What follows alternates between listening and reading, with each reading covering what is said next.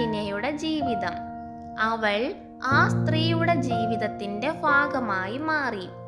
ആ സ്ത്രീ തുമ്പലിനയ്ക്ക് ആവശ്യമുള്ളതെല്ലാം നൽകി.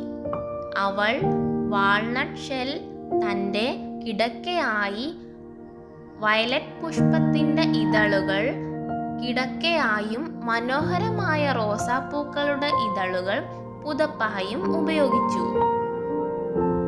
തുലിപ് പൂക്കളുടെ ഇതളിൽ കളിച്ച തുമ്പലിന ഒരു പ്ലേറ്റ് വെള്ളത്തിൽ പൊങ്ങിക്കിടന്നു.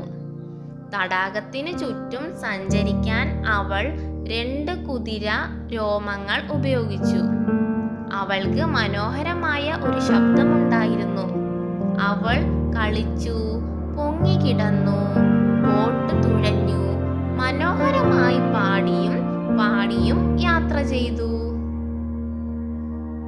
തുമ്പലിനയെ ഒരു തന്ത്രശാലിയായ തവള പിടിച്ചുകൊണ്ടുപോയി.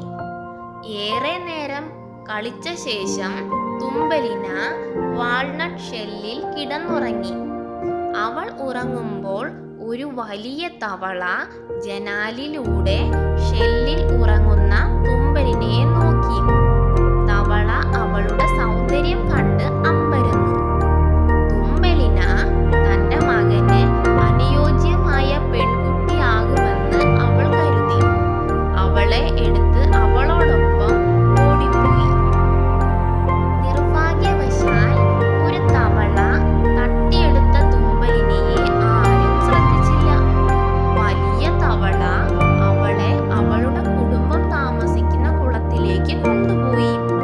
സുന്ദരിയായ തുമ്പലിനയെ അവൾ തന്റെ വൃത്തികെട്ടതും തടിച്ചതുമായ മകനെ പരിചയപ്പെടുത്തി. അവൻ ഒരു അമ്മയുടെ ആൺകുട്ടിയായിരുന്നു. വൃത്തികെട്ട മകൻ പോലും അവളെ കണ്ടപ്പോൾ സന്തോഷിച്ചു. എന്നിരുന്നാലും സുന്ദരിയായ തടവുകാരൻ തങ്ങളിൽ നിന്ന് രക്ഷപ്പെടുമെന്ന് അമ്മയും മകൻ തവളയും ഭയപ്പെട്ടു.